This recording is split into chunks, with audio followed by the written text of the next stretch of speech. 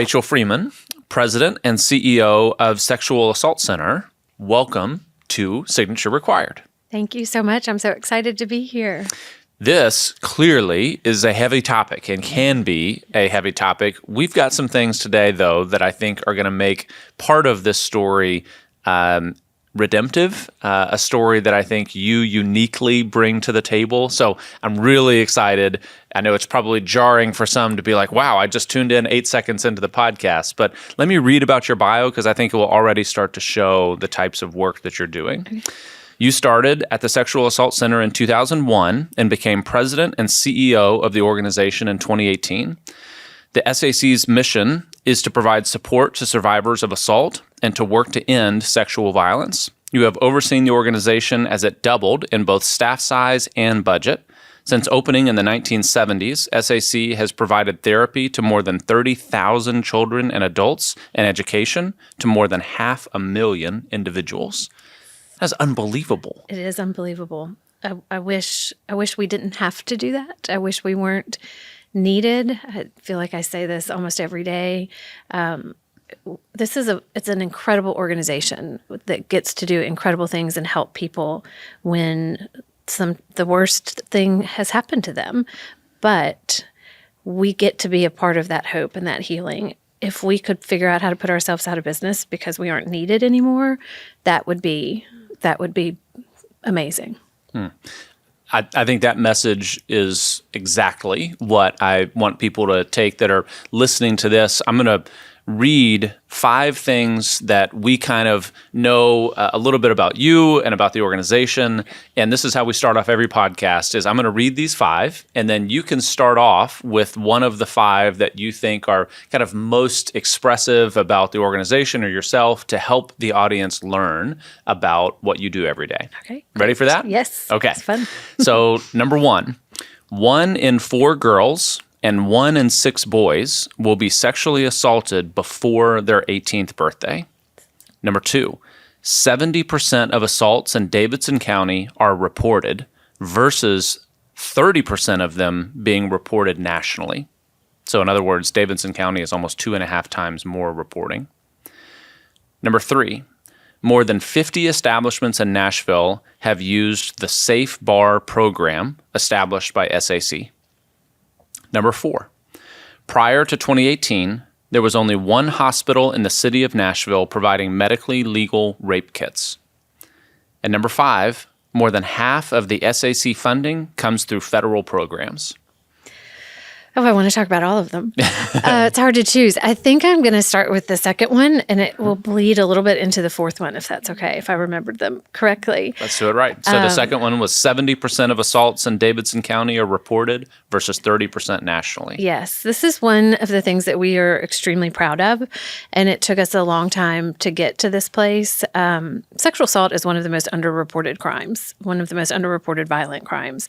People will often attempt to disclose multiple times. They often have to wait until it feels safe enough, until they feel that they have the support they need around them. There's so much shame and so much stigma still in our society today connected to sexual assault. It's gotten better. In my 20-something years at the agency, it's gotten a lot better. I remember when I first started working at the center, it was very difficult to tell somebody where I worked because I wasn't sure if it would be triggering to say I work at the Sexual Assault Center or if it just caused somebody to want to close their ears and turn around and walk away. Yeah, given those stats, right. 1 in 4 people that you talk to, it could be very triggering. Exactly. 1 in 6 boys. And even if it's not triggering, it's jarring, and it's not normal everyday dinner table conversation, but it has gotten a lot more natural to talk about it. And that's the hope. If we can take some of the shame and stigma and taboo out of this conversation and make it a more comfortable conversation, just like we talk to our children and families and friends and loved ones about other safety concerns, then the potential perpetrators are going to have less control and less power. So the reason we've been able to see such an increase in the number of reported assaults here is because we are working in partnership with law enforcement and the district attorney's office and medical professionals. And it was a long road to get to a true collaborative, coordinated community response in Davidson County. But we opened the SAFE Clinic in 2018, and the SAFE Clinic is a sexual assault forensic exam clinic, and it's a non-hospital setting where somebody can get a rape exam. And once we started actively partnering with law enforcement and the district attorney's office and the sexual assault nurse examiners to collectively provide support to victims and survivors, we started seeing people report the abuse more, report their rape or sexual assault more readily because they saw that there were multiple people in multiple professions who wanted to help and support them. And it's been tremendous to see that national numbers are about 35% of people report, and the people that we serve at the SAFE Clinic, of the people we serve at the SAFE Clinic, 70% of them report to law enforcement. And we're proud of that. And we want it to keep growing up because that's one of the ways that we're going to stop this. We have to stop the people who do the bad thing. How do you help whoever might be a victim know that your clinic exists? It's not a traditional marketing campaign that is going to work for you. So how, when they're going through and processing all of the emotion of what happened in the immediate aftermath, because you only have a short window to get a kit made. Tell me about that. Yeah, it's tricky. It's one of the most difficult things that we do, and we have to regularly balance how much do you market these services, which is not normal marketing, because we want to make sure people know we exist. But if we get the word out too much, are we going to be able to respond appropriately? Because the demand tends to pick up whenever we do big marketing pushes. But we don't need to be the best kept secret in town either. And if we can change the conversation and not just be a place that is available to people who have experienced this, but also a place to that provides resources and information for people who just want to be able to have more conversations about this to prevent it, then we are going to naturally spread awareness. We do it through events. We do it through education in the school system. It doesn't just have to be a reactive situation. It can be more proactive.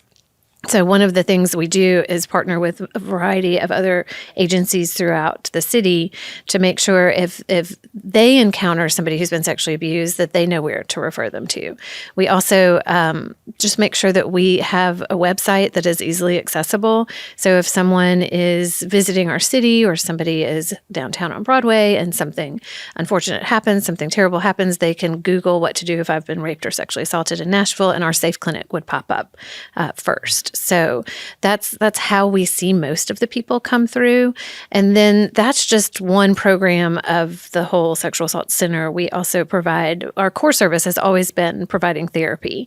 So it could be somebody who just experienced a sexual assault who's coming through the SAFE Clinic to get the exam that has to be done in that small window of 7 days. Or it could be somebody that has experienced this decades ago or years ago and has been holding on to it and is now ready to talk about it. Or it could be a child who just experienced it, or a parent, caregiver, or loved one of somebody who has experienced a sexual assault. So we provide that long-term care, long-term therapy support, and advocacy to people, regardless of when it happened. Because I think that's an incredibly important statistic to look at. The 1 in 4 girls and 1 in 6 boys, really an overlooked part, right, for boys as well, will be assaulted before their 18th birthday. But what also jumps out to me too is that there are a number in both categories that are assaulted after their 18th birthday. And so we don't have that data here, but if you combine that together and you really look at the population in America, it means meaningfully more than 1 in 4 girls and 1 in 6 boys will experience that trauma at some point in their lives. Which just, I think, speaks more to the mission that you all speak to an audience that is literally all around the interactions that we have every day. Right. It's heartbreaking when you really look at the data and know just how prevalent this crime is. sometimes we talk about it as a silent epidemic because you can't see it. You can't see that somebody has experienced this. There's no mark that somebody wears, and that's a good thing. You can't tell that this has happened, but it is so very prevalent. The national numbers of across the lifetime, it's 1 in 6 women will experience rape or attempted rape at some point in their lifetime, and somewhere between, and this is a big range, but somewhere between 1 in 17 and 1 in 33 men will experience sexual assault. And that's too many. That's too many. And it is a preventable crime. There's just a lot more work that we have to do to stop it. But I think the harsh reality is that everybody is impacted by sexual violence somehow, whether individually, whether somebody within our family or friend circle, or we hear about it on the media every single day in some fashion. It is there. It is a problem in our society. And the more we can talk about it, the more we will support those who have already experienced it and hopefully prevent those future occurrences from happening too. Rachel, at the start, you kind of were going to start with number 2 and then have it go into number 4. And when I was preparing this, I just was really surprised to read this. So I need help understanding what's going on. It says, prior to 2018, there was only one hospital in the city of Nashville providing medically legal rape kits. So Correct. How is that possible? I mean, what's the issue? Oh gosh. So long story. I'm going to try and summarize it. I have 3 children. My oldest is 14, and I was pregnant with my first child when we first started having conversations about we need to improve what we're doing for rape survivors in Davidson County. So I can vividly remember sitting around a table with law enforcement and the DA's office and hospitals and community members talking about what can we do different, what can we do better. And it took a very long time to get to the place in 2018 where we have more options. I can't tell. I wish I could tell you exactly why it was the way it was, but what I see now looking back is that it took relationship building with all the different partners and players who a victim of sexual assault might encounter to determine how can we best work together to make sure that the person who's experienced the crime gets what they need. Sometimes there are barriers to treatment. Things are difficult to access. And if you don't know, to your point earlier, Carly, about marketing, if you don't know where to go, then you're not going to get the help you need. So not only was there only one place in Davidson County where you could go, but you had to know to go there. And depending on where you live in Nashville, you might pass 5 other hospitals on your way to Nashville General. Sure. And you could show up at your nearest hospital and say, I've just experienced a sexual assault. I'd like to get a rape exam. And 7-8 years ago, they would tell you, I'm sorry, we can't provide that here, but we can help you get where you need to go. And that's what was happening with rape survivors. So as a city, we were doing about 160 exams a year. And to put that into perspective, that's how many exams Chattanooga was doing at the same time. So sorry. Yeah, go ahead. I'm listening to these stats and you said only 160 rape kits were produced annually. Mm-hmm. On average, yes. Wow. Prior to 2018, yes. So Nashville was, we were not addressing the problem of sexual violence as we needed to be several years ago. So we went and looked at other cities comparable in size to Nashville to see what are some other models, what might we be able to bring back to Nashville. And again, we did this in partnership with the Office of Family Safety, with law enforcement, with the district attorney's office, with Our Kids that provides exams for children, and really worked together to determine what is the best solution here. And what we landed on was a non-hospital setting that is exclusively dedicated to working with sexual assault survivors. Most sexual assault survivors do not need the care of an emergency room. I think about 90% do not need the care of an emergency room. Now, if there are additional injuries, if there's strangulation, if there's something else, a non-hospital clinic cannot typically meet those needs. So that is when it's better to go to the hospital. But when we added the Safe Clinic onto the Sexual Assault Center's campus and worked in partnership with the players that I just mentioned, we doubled the number of exams provided in Davidson County within the first year. So we provided 200 exams at the clinic, and the hospital was still doing over 100. And this year, there were 100, just under 200 exams provided at the Safe Clinic, and then another, I believe, close to 250 provided at Nashville General Hospital and Vanderbilt. So now you can go to various locations and get an exam. And that's been the ultimate goal, that when somebody needs these services, they can walk in and get what they need.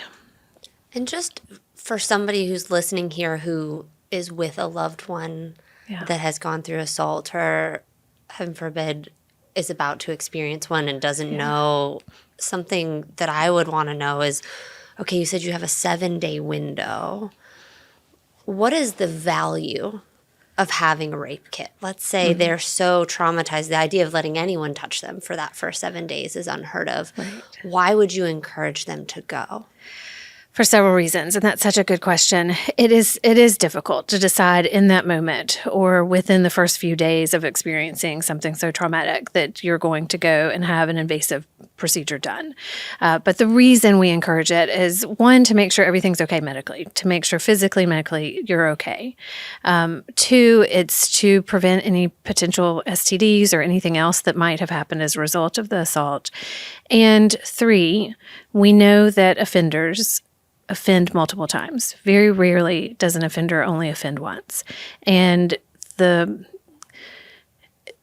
we want to gently encourage people when they're ready at their time, on their pace, to come forward for a variety of reasons, to take care of themselves, but to also help prevent it from happening again. And that's a big burden to put on somebody who's just experienced a crime. So that's not something that anybody should feel pressured or shamed, because sometimes you just can't. You can't seek the care in that time frame because you're too traumatized or you're too scared, or the offender has threatened to do it to somebody else or threatened you for your life. And every victim survivor has to do what they feel most comfortable to survive. That's the most important thing. And then once they feel comfortable with that, if they can seek this additional treatment and help, then it will decrease the long-term negative impacts. And that's what we're really trying to promote. You know, across the 95 counties of Tennessee, it's one thing we've talked a bit about Nashville, but I would imagine this problem is just as pervasive if you're in East Tennessee or West Tennessee in a place where there's not a Vanderbilt that is just down the road. Is there any recourse in counties that are more rural, or is this a Nashville unique problem? How do you speak to an audience that, you know, may have to also travel 2 hours into Metro to get help? Right. It's not always ideal. And we do have many rural counties and communities across our state that don't have the same resources that Nashville does. There are several sexual assault programs across the state that are combined with domestic violence shelters. They don't all have, actually, there are only a couple sexual assault forensic exam clinics across the state. We are the only one in Middle Tennessee. Rutherford County has the ability to do them as well. Memphis, and then East Tennessee, Knoxville, and then Chattanooga. So there are a few different places. We have a 24-hour crisis line that is statewide, and if anybody across the state needs anything related to sexual violence, we can help connect them to the resources in their community. It's more difficult to figure out how to tackle this problem in a rural community when you might not, like I said, have the resources. And that's one of the things the state is working on. There's a Tennessee Coalition to End Domestic and Sexual Violence, and collectively we've worked on passing more legislation that helps tackle this problem from a community-based perspective, so that it's not just, well, this works in Nashville, but what do you do in all the other communities? However, we do have grant funding that can help somebody get to us if they needed us. So if they are an hour and a half outside of Nashville and they need help with gas or lodging because they need to come to the Safe Clinic, we have emergency client funds for that reason. because there can't be sexual assault forensic exam clinics in every single county at this point. There aren't. Maybe one day there will be, but it's also an expertise that requires a sexual assault nurse examiner to perform the exam. And that is a certification. That's a lot of additional training. And we have to figure out how to make sure the state has enough sexual assault nurse examiners in all of these different locations so that the exams can be provided in a way that when and if the case goes to court, the evidence has been collected in the most trauma-informed way following best practice standards. So I was going to ask, if you had a magic wand and you did want a clinic in every county in the state, is it just the training of a nurse practitioner that is the barrier to entry, or is it something more? It doesn't even have to be a nurse practitioner. It can be a nurse without the advanced degree, but they have to go through the training. It's called SANE training, and they can go through the training, and then they can go on to be certified. The exams do need to be done by SANEs to follow best practice standards. However, if there is no SANE, a medical professional, a doctor can do them. And there are doctors who do them fantastically. But it's similar to if you have a heart issue, you're going to go see a cardiologist versus your PCP. And that's why the specialty is important and necessary.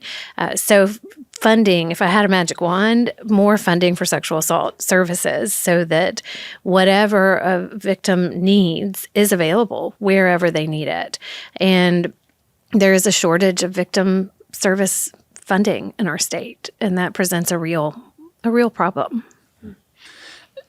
Just hearing this from a practical and political lens, there are some causes where you can understand politically they're going to be difficult to get behind and push and advocate for, and other things that are pretty cut and dry, right? This one seems to be much more in the camp of like, this is a pretty cut and dry thing that we should have some funding for, and it seems ripe for a politician to get behind and say, this is what at least my county is going to look like, and maybe they have a larger influence. So in the political circles, are you seeing people that view this as something pretty accessible to do and make a difference in their communities?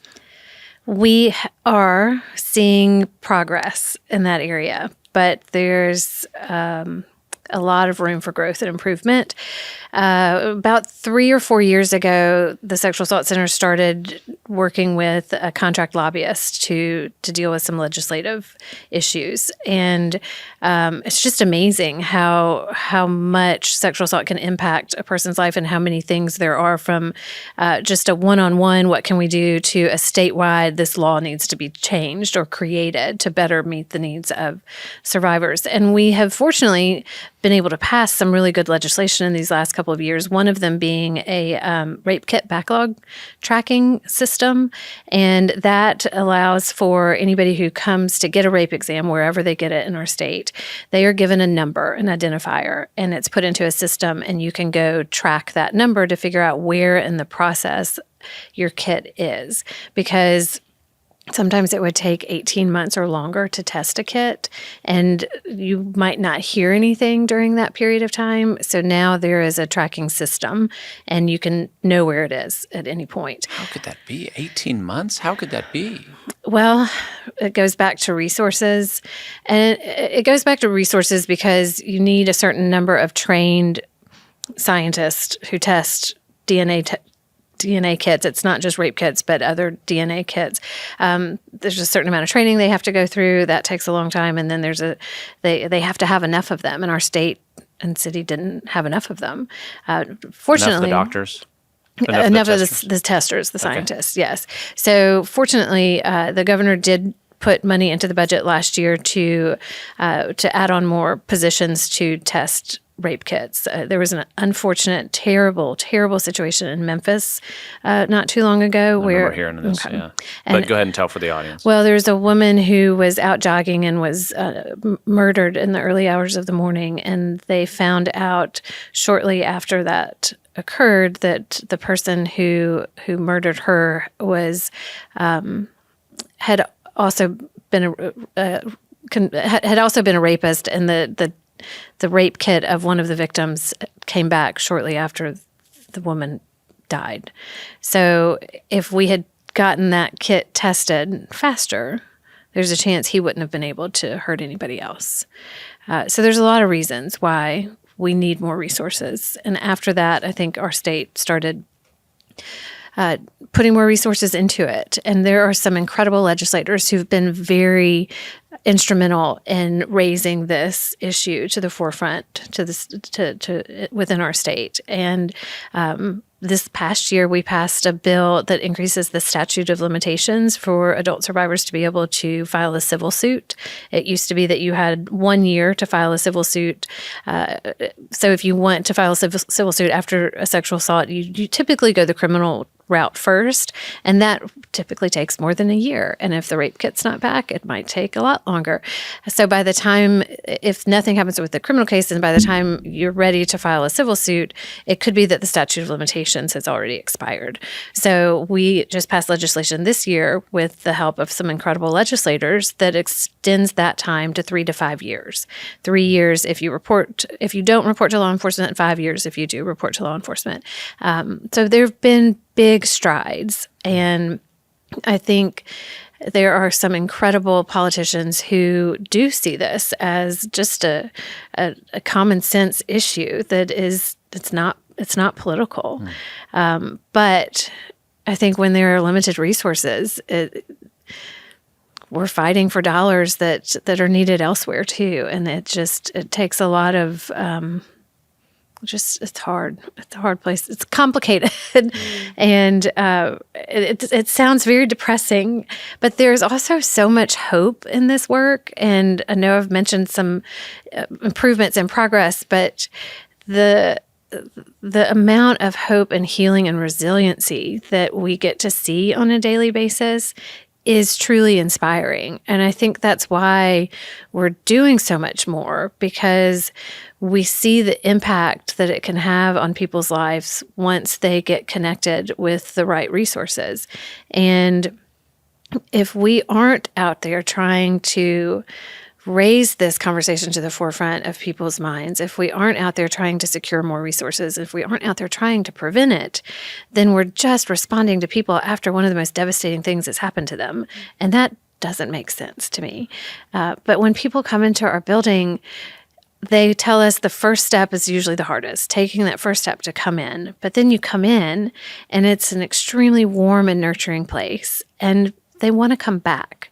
And I think that says a lot. They come back because they're supported and they're cared for and they're loved, and the building is full of passionate, compassionate people who show up every day to help address trauma issues. And that motivates me. That's why I've been here so long. And because I don't want my children or your children or anybody else's children or anybody for that matter to have to go through this. And if that means we get up every day and we try and figure out how to continue to respond in the best way possible, but to prevent it, then it feels like a good day's worth of work. What about some of the redemptive aspects for what your center is doing? You talk about therapy and that availability that's, whether it's recent or has happened decades ago. Talk about some of the things that you see that for someone listening that says, this is breaking my heart and I'm not a sane licensed nurse. I don't know how to be able to make a change in the legislature, but I want to do something about this. Maybe it comes from a personal story. Maybe it's from someone that is near to them. So what are you doing redemptively that could speak life into people that hear this and are brokenhearted? Yeah. What a great question. We are always looking for more people who want to engage with us to to feel that they are a positive part of the solution. We have a lot of opportunities in regards to legislative volunteers. We always are looking for people to go with us up to the Capitol and speak to legislators across the state. We have great relationships with the people in Nashville, but it's hard when we're a Nashville-based organization to connect with people, with politicians, in other areas of the state. So somebody who is interested in reaching out to their legislator and saying, have you thought about this? Is this something that you would consider talking more about or potentially funding? People who are outside of SAC but are willing to join us in that mission goes a long way. Because if I pick up the phone sometimes and say, hey, this is Rachel, CEO of the Sexual Assault Center, it's often better if somebody calls and says, I'm your constituent and I'd like to have this conversation. So that's one way we are always looking for people to get involved with us.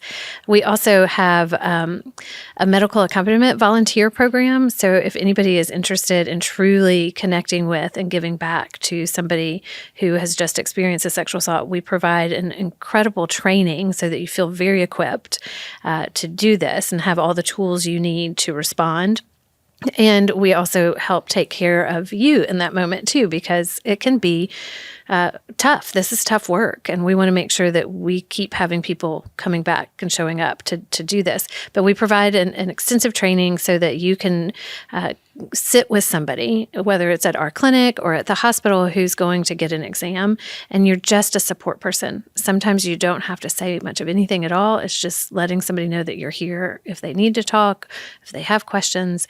Sometimes people bring their own support people, but an advocate can be life-changing for people, and that can be a really powerful, redemptive role for somebody to play if they want to give back in this way. We also have a really fun program called, and I know fun in this context sounds weird, but Safe Bar is a new program that we have, and I think you mentioned it a little bit ago, Spencer, and we're always looking for people to help us increase the number of bars that we're able to contact. And what's this program? What is it? Safe Bar. It is a program that provides bystander intervention to bartenders, restaurant staff, people within alcohol-serving venues. We know that there's a huge correlation between sexual assault and alcohol, and we don't think the solution is to say, don't drink, but rather what can we do to make sure people feel as safe as possible when alcohol is involved, and that the people around can recognize signs and symptoms and help somebody who might be in an uncomfortable situation. So the bartenders, for example, go through the bystander intervention training, and then if there's information posted in the restrooms, and there are coasters that have drug detecting strips on them. So if you were fearful that your drink had been tampered with, you could drop a drop of your drink on this testing strip that's on a coaster, and it would turn a certain color if it had been tampered with. And you can tell the bartender, they'll get help for you right away, or you can order a certain drink. It's usually an angel shot, is what it's called. And if you go up to the bartender and say, I'd like an angel shot, they know that you're saying, I'm in an uncomfortable situation, and they immediately get you help. Wow.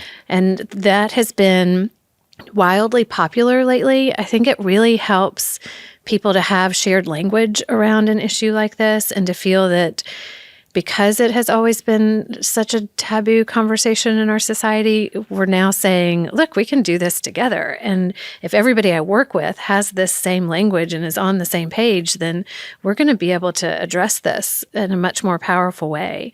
And it's just been tremendous, the responses that we've been able to get from this. One of the first bars who went through the training, they called us a couple days after the training and said that because of what they had, the Safe Bar training they had gone through, they were able to identify somebody who was not being appropriate, and they removed them from their venue. And they said they don't know that they would have done that had they not gone through Safe Bar. So it's pretty amazing. And we started Safe Bar because of opening the clinic, the Safe Clinic, and hearing so many women and men, so many people were coming in and having experiences at alcohol at a bar. They were assaulted at a bar or after leaving a bar, and we thought, we can't just hear this information and not do anything with it. So that's how Safe Bar came about, because It's not appropriate to just call the bar and say, hey, did you know you have this terrible thing going on? Because that can interfere with an investigation. So Safe Bar was our proactive approach to trying to be part of the solution while also providing people the care they need. I'm curious because Nashville has so many college campuses, just Davidson County alone. Yeah. Do you do any education efforts? I mean, I think back to our time at Vanderbilt and Sorority Row and just the heartbreaking stories you would hear on, multiple mornings a week of what girls were going through. Yeah. And at that time, there wasn't a lot of dialogue about this type of issue. So are you doing education for these women and young men in these prone areas? Yes, and no. So that is part of our strategic plan, actually, to do more. We have done more in the past, which is why I say yes. And that's there's so much more we could do if we had unlimited resources. Sure. And sometimes it is capacity, and sometimes it's what's the greatest need right now, knowing that I don't have a magic wand and can do all of it. Vanderbilt is a great example. There is a program at Vanderbilt called Project Safe, and they do incredible work working with victims and potential victims and really getting out front of this conversation and doing prevention work. They do an incredible job. Not all colleges and universities in our communities have a Project Safe. So we do connect with colleges and universities and help them in any way that we can and try and meet.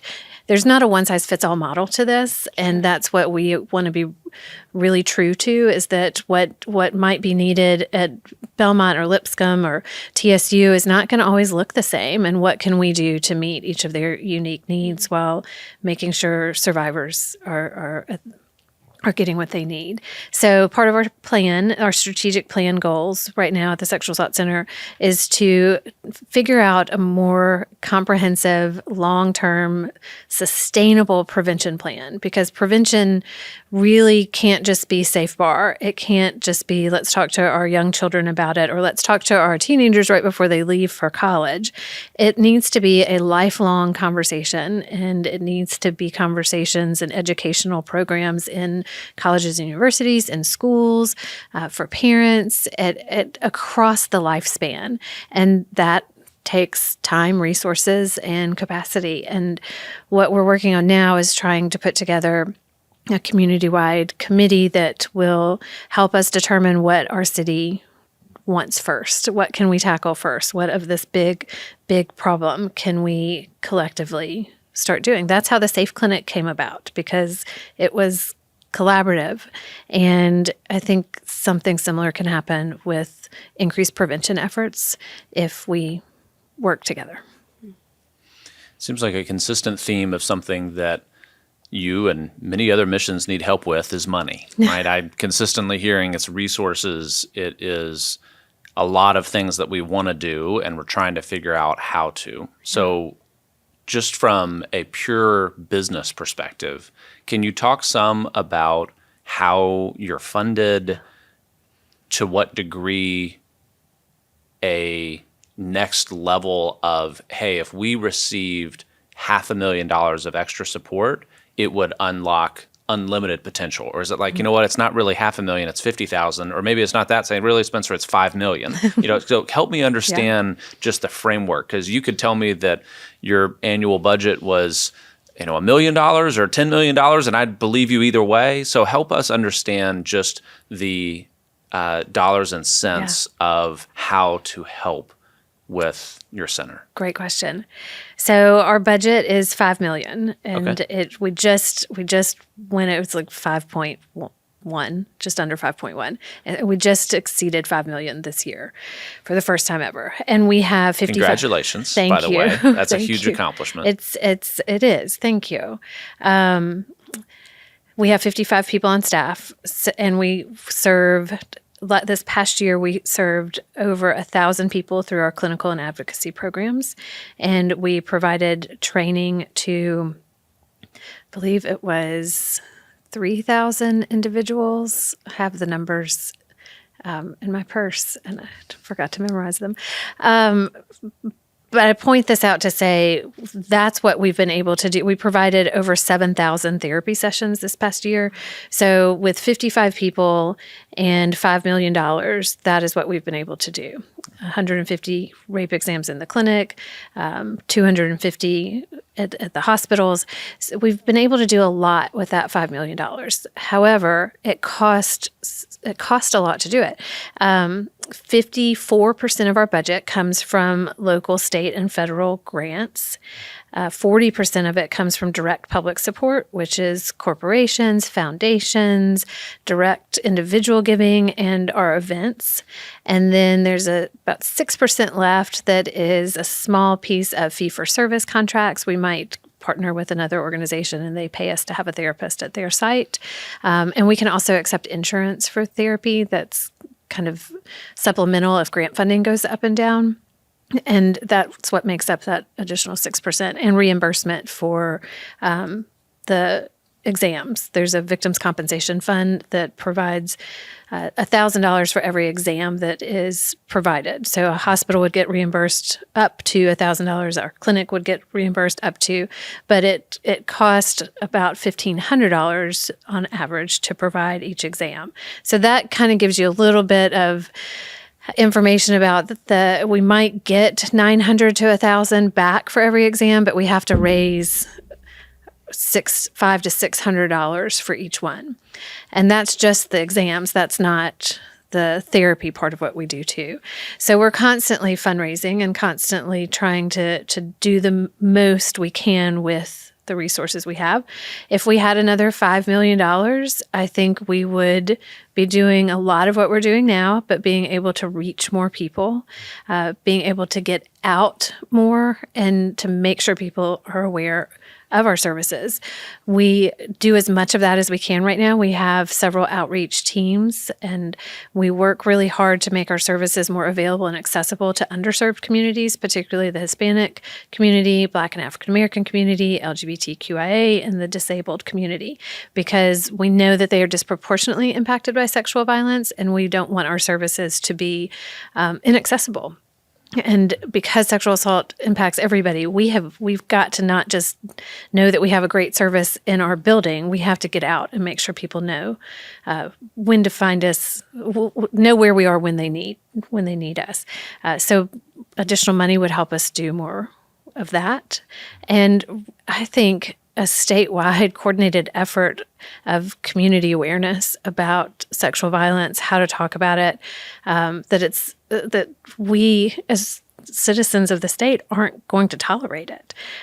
If we could do a giant community awareness campaign and really work to go more upstream, that's what I would do with it. A lot more money. It seems like that would be so powerful, Rachel. Like if you had, it sounds like Governor Lee has supported last year and being able to increase the budget. If you had somebody with a platform that was able to get out and address the state of Tennessee to say, here's a couple things that you need to know about what's happening in our state, and teach about the angel shot and create awareness and exposure. Yeah. It seems as though from a marketing side that it could transform your advocacy. Mm-hmm. So you started off in the podcast and kind of quickly mentioned marketing's different for us, and I can imagine so. But can you speak just specifically into that of what your marketing budget actually consists of? Because I can't imagine from the business world how I might put myself in your shoes of dealing with something so unbelievably traumatic. Mm-hmm. And a lot of times too, probably the groups that you're trying to reach, those disproportionately impacted, are not consuming marketing channels in the same way that your average middle of the bell curve Tennessean might be. Yeah. I hate to admit it, but our marketing budget is pretty non-existent. Okay. And I think that's true for a lot of nonprofits. Okay. However, we do a lot of community outreach. So there is, and that's similar language maybe, but we don't often have funds set aside to to put an ad in the newspaper or to get on radio stations. We have some incredible partnerships, and they often allow us to do some of those things at no cost or minimal cost. We try and respond to as many media requests as we can because that's a free marketing tool. And usually that comes on the heels of something bad happened and they want us to respond as the experts. And then we also make sure we talk about our crisis line and our services. So that's how we typically market, which is why it's so different from normal marketing. Well, since you've taken over, you've doubled this organization, and by many metrics. I mean, you just said your budget is over $5 million for the first time. So maybe for us in a traditional business background, we're thinking that comes with marketing and a product. How have you done that so successfully? Well, some of it was just timing. Don't be modest. Some of it was also being a girl boss. So thank you. Yeah. Thank you. The Me Too movement happened around the same time we saw the growth. And when I look back over my time at SAC, every time we saw significant growth, there was a big media situation. For example, around 2010, I think it was, the Penn State football child sexual abuse case or situation happened. We got so many more phone calls during that period of time, and it increased our call volume and the demand for our services, and it never went back down after that. It remained kind of steady, and then 2014, around that time frame, was when there was the Vanderbilt rape case happened. I believe I've got the dates right.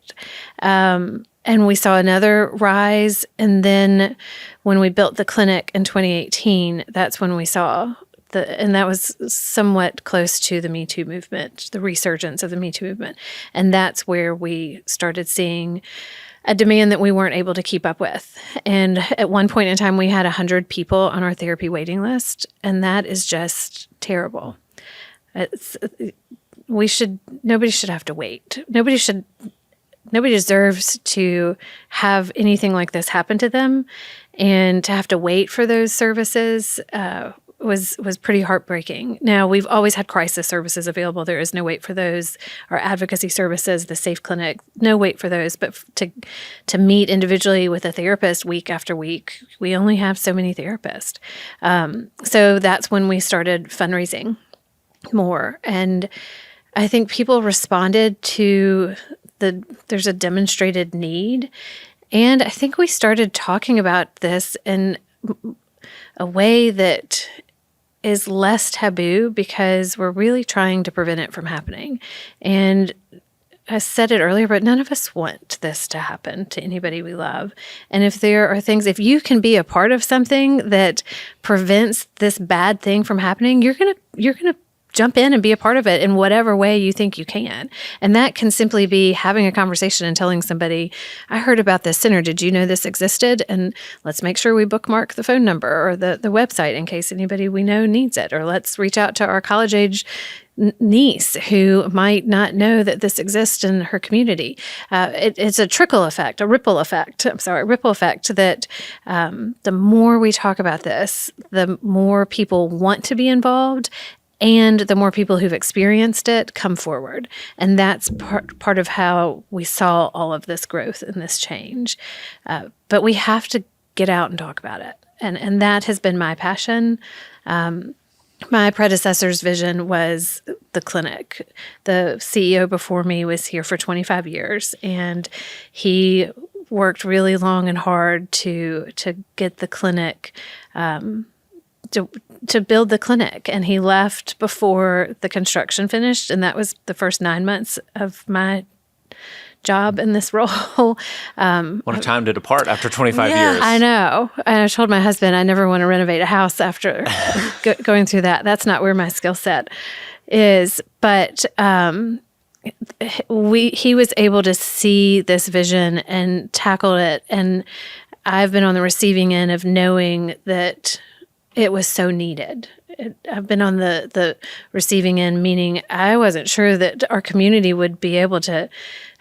Would people come? Would people need the clinic? What if we're duplicating a service that's already provided at a hospital? But to double the number of exams in Nashville in just a short period of time, and to see the demand, that has shifted my vision to I can't keep showing up to work every day knowing that this is happening in our community right now. And there is more we should be doing. And that's, it's heartbreaking. And I've been doing this for a long time. It makes me want to cry. When we opened the clinic, we converted to away from just a normal business operating hours to a 24/7 facility. So when we started having advocates staffing the clinic 24/7, second shift, third shift, I would, in those early days, make sure that I would go in at Sunday at 10 o'clock to look and see, what am I asking somebody else to do? Does it feel safe? Is it comfortable? Inevitably, every off hour I went, there was somebody getting an exam in the clinic. There was a car, there was a law enforcement officer. And I realized then in a new way that I'd never realized before, or that I guess, not that I didn't know, but just this is so prevalent. Made it very real. It made it real and raw in a way that when people come into the front door of our office, the sexual assault might have happened a few weeks ago or months ago or years ago. But when they're coming into the clinic, it just happened. It just happened in a bar or in a parking garage or in a home or at a party right around the corner from us. And we need to stop that. We need to figure out how to have fewer people need us. And I don't know, that's motivating to me. I have a question, kind of woman to woman here. You're a wife and a mom. Yeah. And so I imagine those roles really inform your work. Yeah. And your work probably really informs your motherhood. And I'm a mom of 3 girls. What would you tell every mom listening to this podcast, and dad, every parent, what can we start doing to educate our children to help prevent this from happening to them? Talk to them. Make sure you have open lines of communication with your children. Obviously, I can give suggestions and opinions and tell you what's worked for me and not worked for me, but I'm living it right now. As far as trying to figure out how to best protect my children. I wish that there was a magic wand to this, but I do think the biggest key is we have got to start the conversation as early as possible. If you haven't started it, start it now. And it's not a one-time conversation. I think we used to think about, did your parents have that sex talk with you? Yeah. It's not a talk, and it's not just about sex, because sexual abuse is very different from a consensual sexual relationship. And if we can get used to that language and saying that just as easily as we can say elbow or your ear or something, if we can use those words and private body parts more comfortably, then our children, if something were to ever happen to them, or if something has happened to them, if we can give them the language they need to less shamefully tell us what happened, we're taking some of the stigma away. If we can't say the names of private body parts, if we can't have this conversation with them, then if they experienced a sexual assault or a rape or something sexual harassing, they're going to be more afraid to come talk to us because they may not trust that we can handle it. And if we can show them that we can handle this, we can have this conversation, and it is never your fault. If anything ever happens, it is never your fault. I believe you and I support you. Those are some of the biggest messages for anybody. And that's something that I think all listeners can, just a very small thing to walk away from this conversation and know that if I can do anything, I can believe somebody who tells me their story. I can believe them, I can support them, and I can help them get connected to the resources that they need. Most people who disclose a sexual assault say that the greatest thing they need is to be believed and supported. And research shows that the prognosis for healing is so much greater if you are believed and supported. So creating those open lines of communication with our kids and believing and supporting people, those are some, it sounds so simple, and it kind of is. But talk to our kids, talk about online safety, social media. There's so much. I mean, that could take us on another, down a long rabbit hole, but there are so many unsafe situations that our kids are exposed to now that we just have to keep having conversations. I can talk about this every day in my professional life, but when I go home to my 2 teenage girls and my young son, it's hard. It is hard to have these conversations. So I get it. But if we can be brave and lean into the hard, we are going to decrease the potential for something even harder happening. I think that perfectly captures the conversation as a whole, is that there's really heavy stuff here. Yeah. But there's redemption Yeah. in each of the story. You're front lines for both parts, and you can handle the heavy, but you're also there to meet the redemption and to be able to be mindful of your staff too. I think the fact that you mentioned that our staff are having to sit there and counsel heartbreaking, unimaginable stories, things that just are unspeakable. Yeah. And to be mindful to say there's a larger mission in play here, and celebrating the wins along the way. And that's what I see just in reading through the very intro, is that things are not where we want them to be in Nashville or in Tennessee, but in comparison to national standards, there's things that we can celebrate. Yes. And I think that's so important for missions that are as heavy as the one the Lord has assigned you with for your whole life, and a real testament to the blessing that you've seen over that time. So in the spirit of being able to come out of a heavy conversation and still be able to smile for a moment, for those watching on video, there is a Lego set that is incredibly intimidating to me in the middle of us. We ask every guest to bring something whimsical, something that reveals something about themselves. So I've got to hear what this is in the middle. What did you bring us? Well, I strangely am not a huge Lego fan. It's too detailed and time consuming for me. But my kids and my husband love Legos, and I love Friends. So this is the set of Friends. Friends brings me so much joy. It probably tells you my age, but I can put Friends on in the background if I'm working from home or if I'm doing laundry, and it lightens my mood, and it's been a coping mechanism of mine over the years with the heavy, to balance the heavy. But the other reason that so my kids gave it to me because I love Friends and they knew it, but it came in 4 bags. I don't know how familiar you are with Legos, but they come in those bags. Yeah, we have a Lego girl in our house. Okay, so you get it. So my husband and all 3 of my children each claimed a bag, and they collectively put it together. So I love Friends, but I love that my family did this for me because they know I would love it, because it brings me joy. And I keep it on my bookshelf in my office. One, because it's interesting and people ask about it and like to see it. And it's something non-intimidating that you can connect on. But it brings my why for doing this work to my office on a daily basis. And I can have their pictures and their drawings and their artwork and all kinds of family stuff in my office. But there's something about this that wraps it all up into, like you said, Spencer, the heavy meets the heavy meets the joy and the hope. And that's what this means to me. It's a phenomenal answer, Rachel. And for everything that Carly and I can do to give you the megaphone and the platform to raise awareness, that's really what this story is all about. Is that you will impact hearts and minds of Tennesseans all across, many of which, those listening and across the state, will have personal experience with this. But regardless of whether you do or you don't, this is something that breaks everybody's heart. And I think quickly people realize, I've got to get behind this.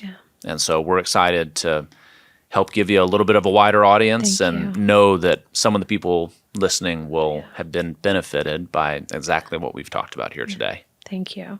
We have an incredible event coming up in less than a month that is a great way to engage in a very fun way with our center. And one of your former podcast guests is chairing this event, and that's one of the ways we do community awareness and marketing, through incredible people who use their megaphones too to help us spread the word. So we're excited about Mad Hatter in a couple of weeks. That's good. Can you give us a website too to make sure that people can find out information? We'll link it to the bottom in the show notes. But. Wonderful. sacenter.org, SA Center, sexualassaultcenter.org is our main website, and you can get all of our event information there. But there's also, if you want to go directly to the Mad Hatter information, NashvilleMadHatter.org is that website. And we are excited about being able to do something fun to bring the community together, to celebrate and to raise needed funds for these services. And I'm so grateful for y'all for giving me this opportunity to talk about this. Your heart is so beautiful. Just seeing your passion in your eyes as you're talking about what you do. Thank you. It's really powerful. So thank you for being brave. It means a lot. Yeah. Thank you. It's humbling, and I feel really grateful that I get to work in a place with 54 other people who want to show up every day to do this. And I feel that in my position, the least I can do is try and help make their lives a little bit easier so they keep coming back to do the hard work. So thank you.